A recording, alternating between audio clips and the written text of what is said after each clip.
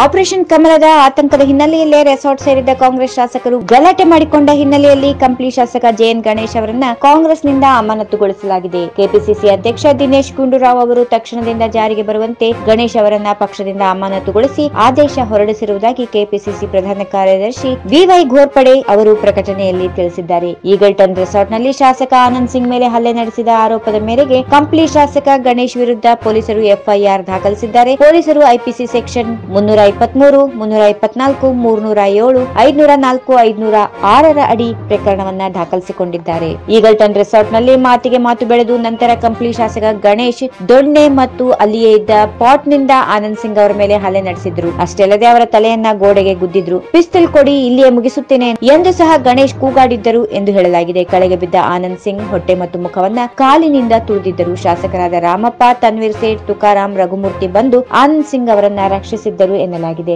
ಆಸ್ಪತ್ರೆಗೆ ದಾಖಲಾಗಿದ್ದ ಆನಂದ್ ಸಿಂಗ್ ಪೊಲೀಸರಿಗೆ ಹೇಳಿಕೆ ನೀಡಿದ್ದು, ನಾನು ಹಲ್ಲೆ ನಡೆದಾಗ ಅಪಪ್ರಜ್ಞಾ ಅವಸ್ಥೆಯಲ್ಲಿ ತಲುಪಿದ್ದೆ.